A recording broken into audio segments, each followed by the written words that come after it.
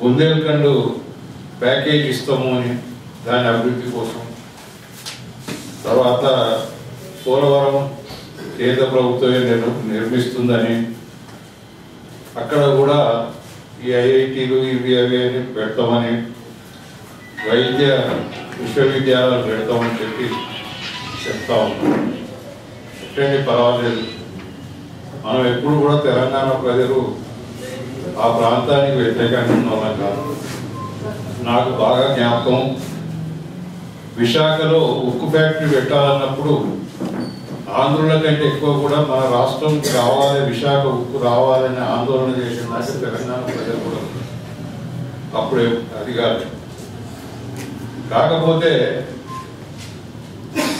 విశాఖ ఉక్కు వైబుల్ కాదని చెప్పి ఆ తర్వాత దాన్ని అప్పుడు ప్రధానమంత్రి ఇందిరాగాంధీ గారు పైలాన్ని ఓపెన్ చేసిన తర్వాత కాలంలో ఏంటంటే అది వైబుల్ యూనిట్ కాదు అని చెప్పి భావంతో దాన్ని క్లోజ్ చేసి పెడితే జనతా గవర్నమెంట్లో చెన్నారెడ్డి గారు బిజు పట్నాయక్ని తీసుకొని వచ్చి అతన్ని కన్విన్స్ చేసి దానికి మళ్ళా ప్రాణం పోసారు.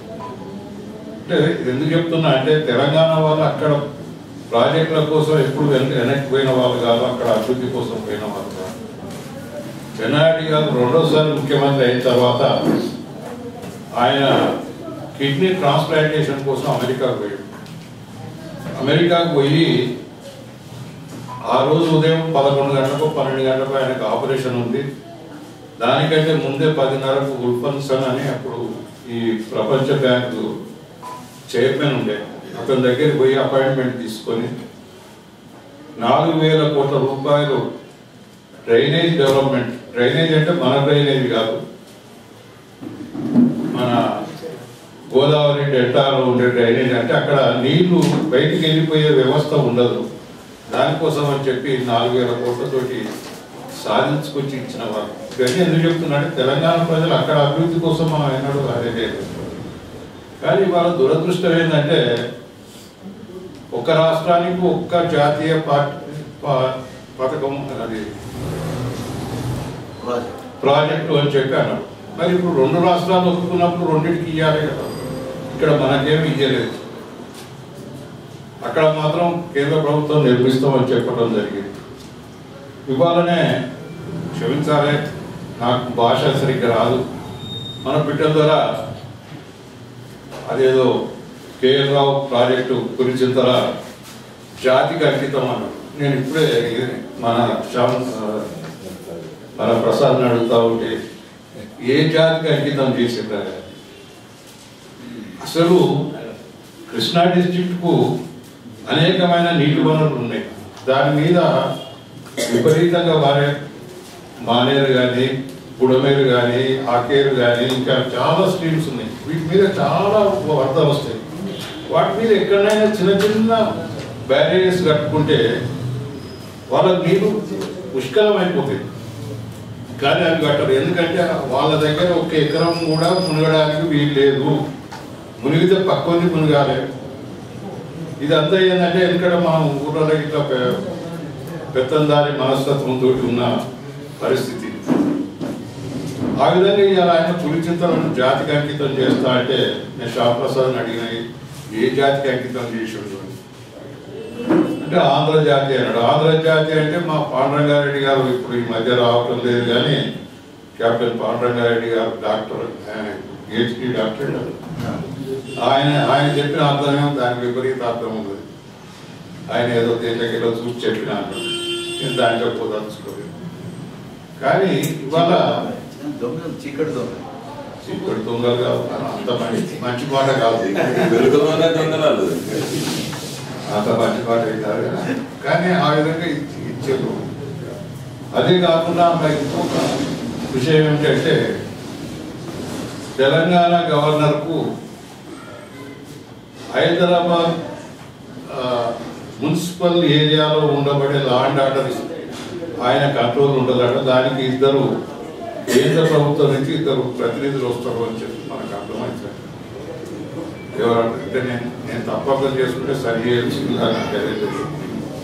కానీ భారతదేశంలోనే అన్నిటికంటే ఉత్తమమైన పోలీసు వ్యవస్థ హైదరాబాద్ పోలీసు వ్యవస్థ అన్నది మనకు పాత పెద్దలందరికీ తెలుసుకుంటారు. ఎందుకంటే ఎన్నో మ్యూజియంలో జరిగిన దొంగతనాలు కూడా మన వాళ్ళే ట్రేస్ అవుట్ చేసింది. శాంతి భద్రతలు కంట్రోల్ చేయడానికి కానీ ఇప్పుడు వీళ్ళ పెత్తనాలు వచ్చిన తర్వాతనే అన్ని రకాల అరాచకాలు పెరిగినాయి. కానీ అంతకుముందు చేసింది. మరి ఆయన గవర్నర్ వచ్చి చేస్తే ఇక్కడ ఉండే గవర్నమెంట్ ఏం చేయాలి? నన్ను ఇవాళ పొద్దున్నే ఉదయం ఎవరు అడుగుతా ఉంది, ఇదేందన్నా ఏదో మన ఇల్లు నీదేనంటున్నారు, మన ఇంటికి వాడి కూడా వచ్చి పెత్తనం చేస్తా అంటే ఎట్లా? ఇది మనదే కదా, మన దాంట్లో వాళ్ళ పెత్తనం ఏంటి? ఇది ఇక్కడ మన ఇంట్లో కిరాయికి ఉండిపోయేటోళ్ళే కదా 4 రోజులు కిరాయికి ఉంటున్నారు. కిరాయికి అగ్రిమెంట్ రాసుకుంటే 11 నెలలు అంటారు, 10 వాళ్ళకి 10 ఏళ్ళు అన్నారు. 10 ఏళ్ళ తర్వాత వెళ్ళిపోవాల్సినోడే కదా. వాడు లాంటి ఆర్డర్ను ఆయన మెయింటైన్ చేసుకునేది. మరి ఇక్కడ ఎలక్ట్ అయిన గవర్నమెంట్ ఏం చేయాలన్నది ఒక సమస్య. ఇంకో మిత్రుడు ఉదయం పొద్దున్నే కలిసి ఒక పెద్ద మనిషి అడుగుతా ఉండే,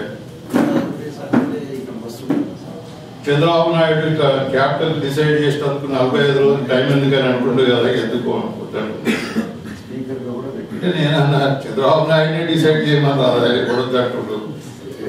ఆయన చెప్తే అయిపోయి కదా, ఎక్కడ కావాలి? ఒంగోలు కావాలన్నా, కొండవీడు కావాలన్నా, వైజాగ్ కావాలన్నా, లేకుంటే భీమావరం కావాలన్నా, ఏదో ఒకటి చెప్పమని రాదు. ఆయనకి చెప్పమని అన్ని దానికి చెప్పేదానికి అది లేకుండా ఇప్పుడు సమన్యాయం అంటే ఏమిటి అనేది మనకు ఒక విచిత్రమైన పరిస్థితి. ఇవాళ వచ్చే ముందే ఆయన కావులు సాంబశివరావుది ప్రెస్ నోట్ దాంట్లో ఆయన అంటూ ఉండే, మేము హైదరాబాద్ మాకు టేబుల్ నోటుగా ఈ విభజన బిల్లు పెట్టి, టేబుల్ నోట్ అంటే నాకు తెలిసిన కాడికి అడిషనల్ ఎజెండా అన్నట్టు. మామూలుగా ప్రతి సమావేశంలో ఈ 1, 2, 3, 4 అని పెట్టి లాస్ట్కు అదనంగా ఏమన్నా ఉంటే అదనపు ఎజెండా అని ఒక ఐటమ్ పెడతాం. మరి నేను సర్పంచ్ ఉన్నప్పుడు కానీ సమితి ప్రెసిడెంట్ ఉన్నప్పుడు కానీ చూసింది అడిగారు. దాంట్లో ఇది రావచ్చు, వస్తే ఎట్లా మేము ఎప్పుడు చదువుకోవాలి, చదివేటందుకు మాకు 15-20 రోజులు టైం అని ఇవ్వకపోయేది. మేము హైదరాబాద్ను ఇంత అభివృద్ధి చేయడంలో మేము అన్ని పాత్రలు అంటే మీరు చేసిన హైదరాబాద్ అభివృద్ధిలో పాత్ర ఏమిటి, మమ్మల్ని ఎందుకని అంటున్నారు. మొన్న మనకు మీకు తెలిసి ఇదే సమావేశానికి ఆయన యు సాంబశివరావు గారు వచ్చారు. ఆయన చెప్పింది కదా, మనకు నల్ల భూములు ఉన్న ప్రతి గ్రామంలో ఒక గుంటూరు పల్లెనో కమ్మగూడెమో ఉన్నారు. వాళ్ళంతా ఇవాళ తెలంగాణ వద్దని అంటలేరు కదా, వాళ్ళ మీద మనం ద్వేషం చేస్తలేం కదా. మనం వ్యతిరేకత ఎవరి మీద అంటే మనం భూమిని కన్నతల్లిగా భావించి తల్లితో సమానము, అన్నం పెట్టే తల్లి, తల్లి అంటే అన్నం పెడుతుంది, అన్నం పెట్టే తల్లి కనుక భూమిని కన్నతల్లిగా చూసే వాళ్ళ కోసం మనం ఎన్నడూ వ్యతిరేకం కాదు. అట్లా అనుకుంటే నిజాం సాగర్ కింద కూడా 52 వరకు సికింద్రాబాద్ రైల్వే స్టేషన్లో ఒక తహసీల్దార్ కూర్చొని ఎవరన్నా దిగి, అయ్యా మేము వ్యవసాయం చేసుకుంటాం, మాకు భూమి కావాలంటే ఎంత కావాలి, 10 ఎకరాలు కావాలి, ఎక్కడ కావాలి, అన్ని క్యాంపులు అన్నీ ఉన్నాయి. ఇప్పుడు నిజామాబాద్ వాళ్ళకి తెలుసు క్యాంపులు, ఈ క్యాంపు ఆ క్యాంపు అని, శాంతినగర్ అని, ఇవన్నీ అని కొత్త క్యాంపులు పెట్టి అక్కడ పట్టాలు ఇచ్చేప్పుడు. ఎందుకంటే ఆ ప్రాజెక్టు కట్టినాక దాని కింద అంత ఆయకట్టు రావటం లేకుండా రాలేదు. ఎందుకంటే తెలంగాణలో ఉన్న పరిస్థితి ఏంటంటే ఉన్న వాళ్ళ దగ్గరనే డబ్బు ఉండే, రైతాంగం దగ్గర డబ్బు లేకుండే కనుక ఇక్కడ వాళ్ళు ఆయకట్టును చేయలేకపోతున్నారు అని చెప్పి ఎవరు వస్తే వాళ్ళకి ఇచ్చారు. ఇప్పుడు వాళ్ళని వెళ్ళిపోమని మనం అంటలేము. ఎవరిని అంటున్నాం అంటే తేను సాజేసి అంటే తక్రార్ అన్న దాన్ని ఒక నుక్త కిందికి మీదికి మార్చి సర్కారీ కింద మార్చి లక్షల ఎకరాల భూములు వక్ఫ్ భూములన్నింటినీ ఎవరైతే ఆక్రమించుకున్నారో వాళ్ళ మీద చర్య తీసుకుంటామని అంటున్నాం. కానీ నిజాం సాగర్ కింద వ్యవసాయం చేసుకుంటున్నాము, ఆసిఫ్ నగర్ కింద సేద్యం చేసుకుంటున్నాము, లేకపోతే ప్రతి దగ్గర గుంటూరు పల్లెనో కమ్మపల్లెనో ఉన్నది. వాళ్ళని మనం బొమ్మని అంటనే మేము అభివృద్ధి చేసినాం, మా అభివృద్ధిని మేము విడిచిపెట్టి ఎట్లా పోవాలని వాళ్ళు మాట్లాడటం ఒక విచిత్రకరమైన పరిస్థితిలో ఉన్నాం. అంతేకాదు ఇవాళ ఇంకొకటి మనకు వాళ్ళు చెప్పేదంటే ఇన్నిటికీ ఇప్పుడు అక్కడ రాయలసీమలో ఆ ప్యాకేజ్ ఇస్తామంటున్నారు, దానికి జాతీయ హోదా అంటున్నారు, అనేకమైన వైద్య విశ్వవిద్యాలయాలు వైద్య ఎడ్యుకేషన్ ఇన్స్టిట్యూట్స్ అన్నింటినీ నిర్మిస్తామని అంటున్నారు. ఇంకా తర్వాత ఏంటంటే ఉపాధి కల్పన, ఇప్పుడైతే సెజ్జులో సెజ్జులు పెట్టారు కదా, అట్లా సెజ్జులు అక్కడ కూడా పెడతాము అని అంటున్నారు. కానీ అయ్యా మనం వెనకటి నుంచి కొట్లాడుతూ ఉన్నాం చాలా రోజుల నుంచి.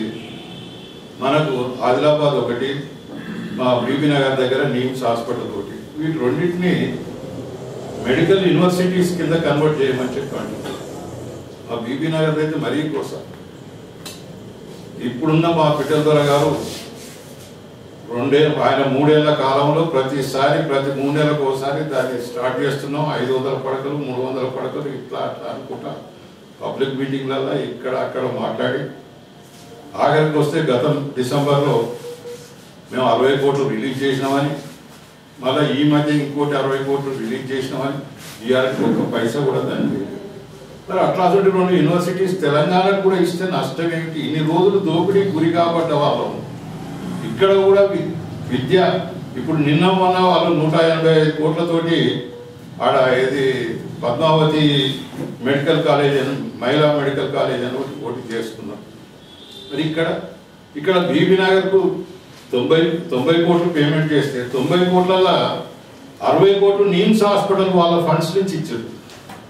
పంజగుట్ట నీమ్స్ హాస్పిటల్ ఫండ్సే కానీ గవర్నమెంట్ ఇచ్చింది 25 కోట్లు, 26 కోట్లు 27 కోట్లు ఇచ్చారు. మరి ఈ విధంగా డిస్క్రిప్షన్ ఇప్పటికీ జరుగుతూ ఉన్నప్పుడు మనం ఏం చేయాలి? వీటిని మనం ఏ విధంగా చేయాలి? ఇప్పటిదాకా జరిగిన అన్యాయాలన్నీ చెప్పినాం, కానీ ఇప్పుడు నిన్న ఇవాళ జరుగుతున్న వాళ్ళ మాటల ధోరణి కానీ ఇది కానీ జరుగుతూ ఉంటే ఒక ఎంపీ అంటాడు నేను ప్రభుత్వాన్ని పడగొడతాం, బిల్లు రాకుండా చేస్తామంటాడు.